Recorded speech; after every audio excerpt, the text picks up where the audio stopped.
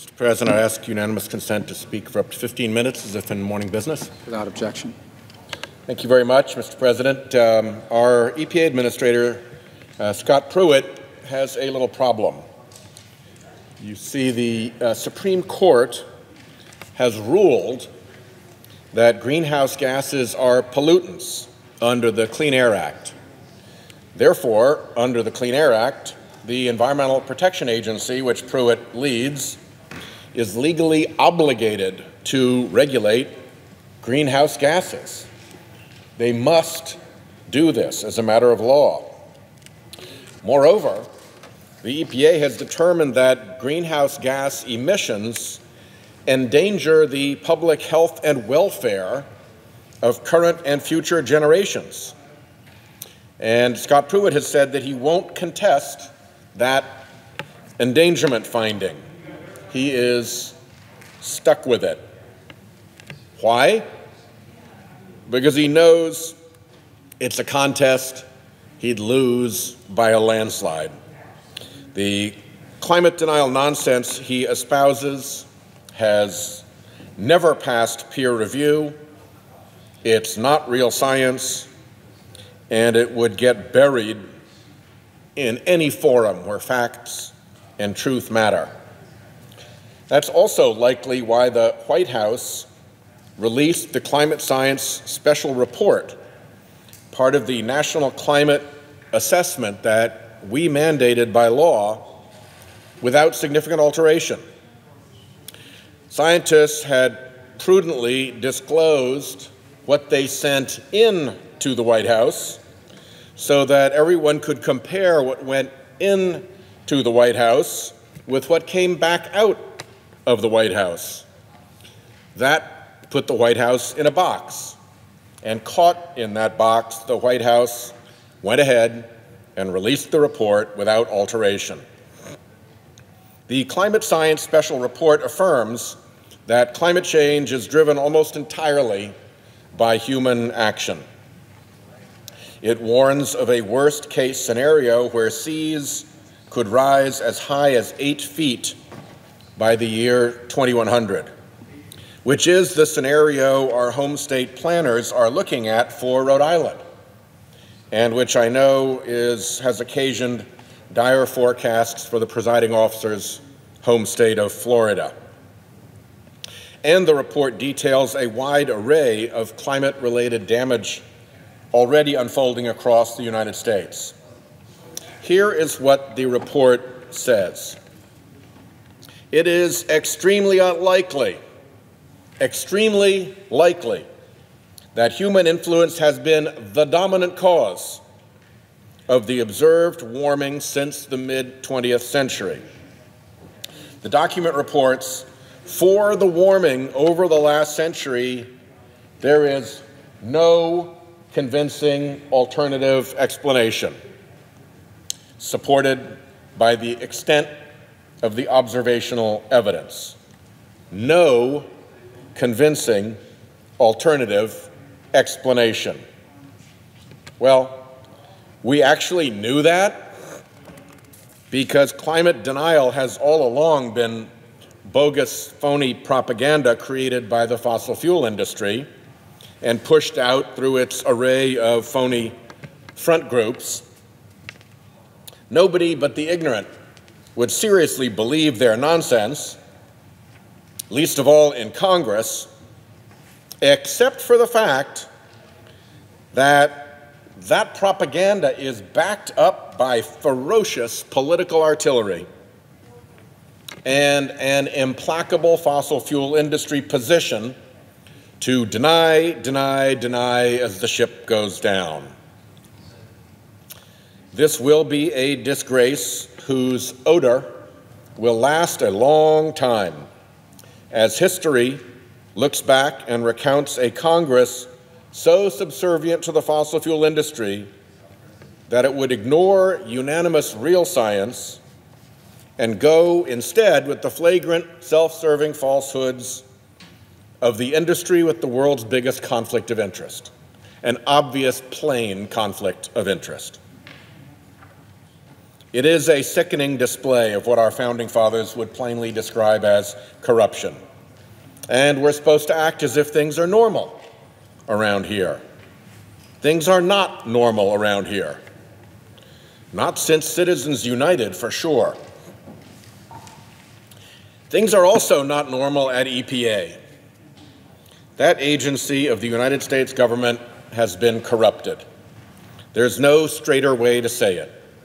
EPA now answers not to the public interest, but to the special interest of the fossil fuel industry through its new administrator, Scott Pruitt, whose entire history is one long exercise in subservience to the fossil fuel industry. And if he's not bad enough, check out the creepy coterie of fossil fuel lackeys he's surrounding himself with. It is another disgrace, but given the fossil fuel industry's control over Congress, the legislative branch is compliant and complicit in the industry takeover. And this body has yet to utter a peep of dissent as our national EPA sinks into banana republic status. Last week, I talked about the phony tricks Pruitt is using to undo the Clean Power Plan. The Clean Power Plan is an annoyance to certain folks in the fossil fuel industry that have long underwritten Pruitt's political ambitions. So for their sake, something had to be done. Well, given the climate science special report that the White House just released, they couldn't really mess with the science, at least not without it blowing up in their faces, so they reverted to some tricks. One trick was to recount the cost-benefit calculations of climate change and count only domestic effects of an international danger. Now, the climate science special report the White House just released says, and I'll quote from it, "The climate of the United States is strongly connected to the changing global climate."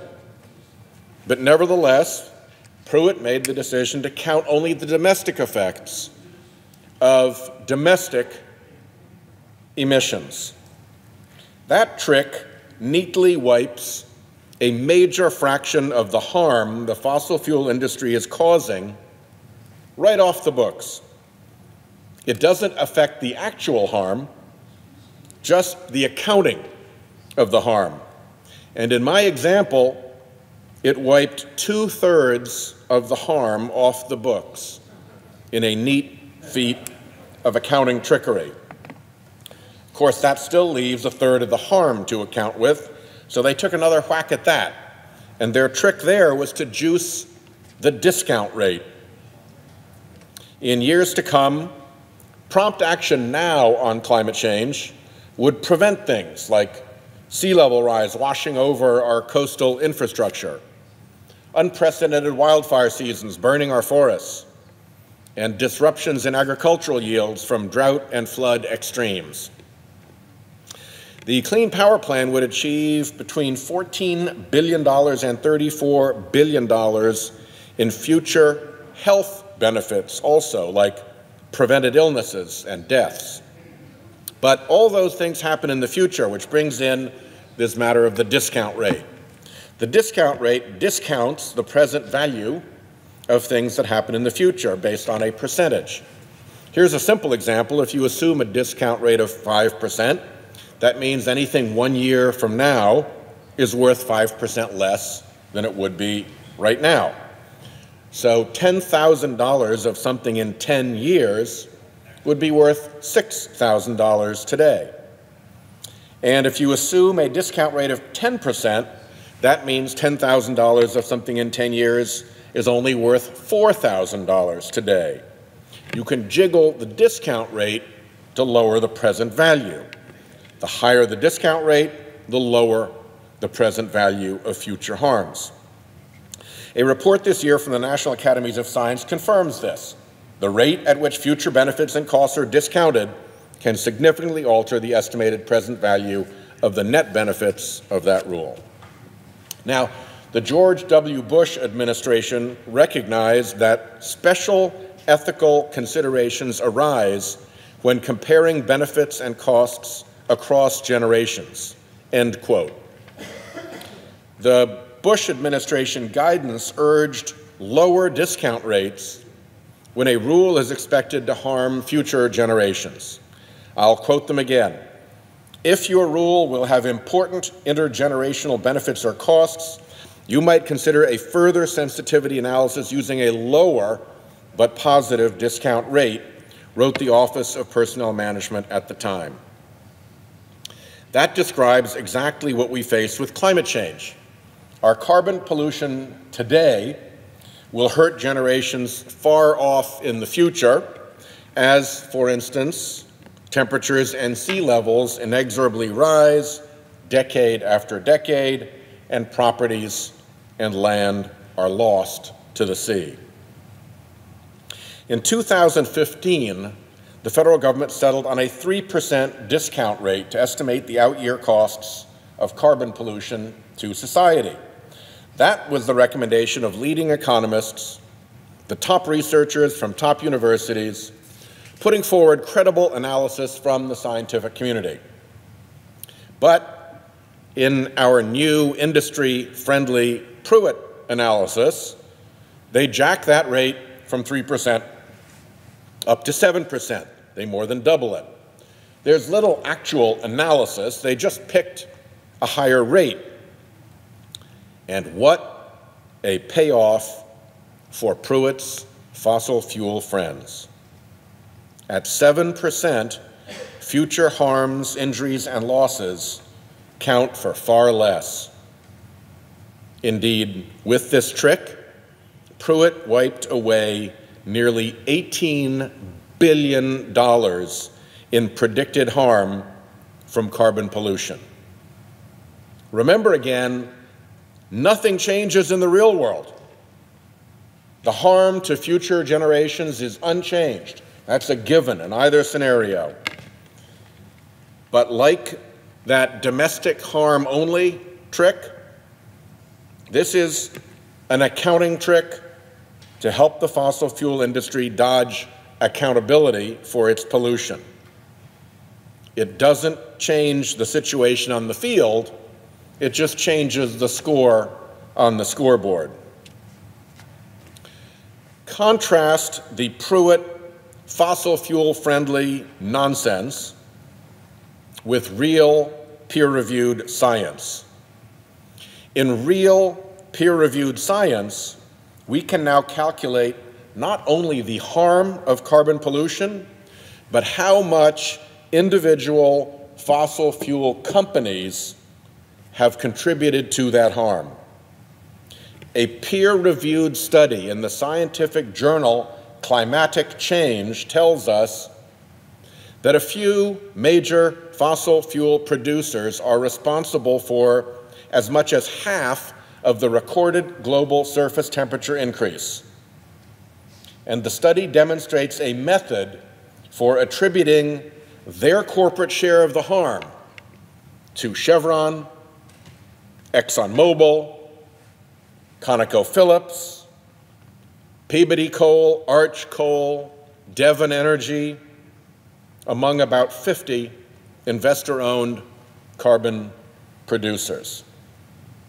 You can take the emissions data from that climatic change study and factor in well-established social cost of carbon estimates and approximate individual corporations' responsibility for climate damages.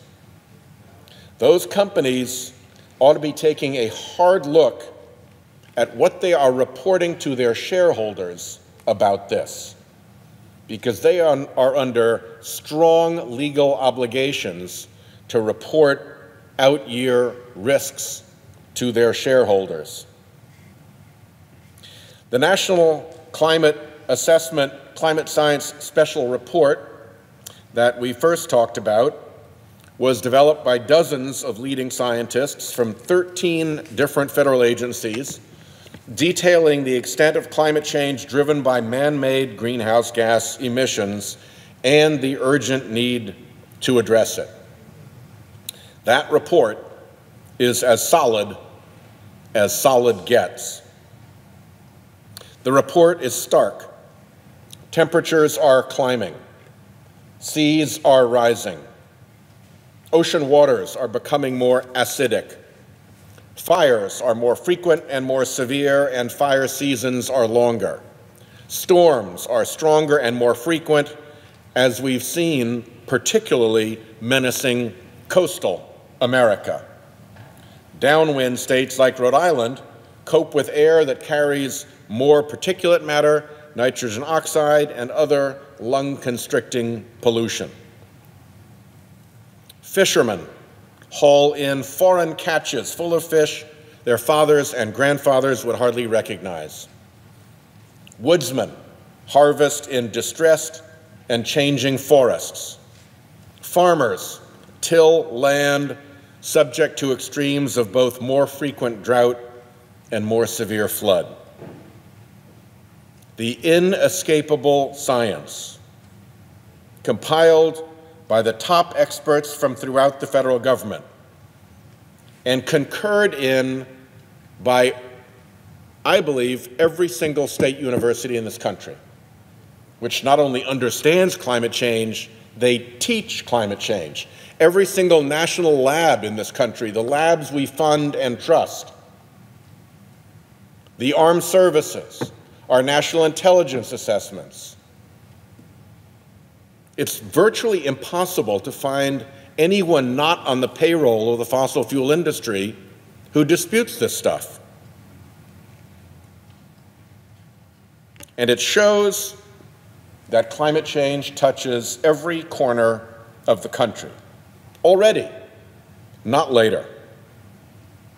Up against that study, up against that unanimity of legitimate science, Pruitt puts a bunch of accounting tricks cooked up for him, I believe, by a conflicted and corrupting industry. We cannot let fossil fuel hacks like Pruitt and his merry crew prevent America from responding to the reality around us. This week, it's been reported that Nicaragua and Syria have joined the Paris Climate Agreement. They were the last two outliers. That was the company that the United States was in with President Trump's decision to remove us from the Paris Climate Agreement. Nicaragua, Syria, and the United States of America. Some company. And now, even Nicaragua and just today, Syria have joined. You know, at some point, our national reputation is put at hazard. Our national reputation is put on the line when we can't do what is obviously right because we can't tell one greedy industry, you've had enough. No more. It's time we treated this issue honestly. When we can't do that, don't tell me history will forget. It seriously is time to wake up. This is corruption in plain view. I yield the floor.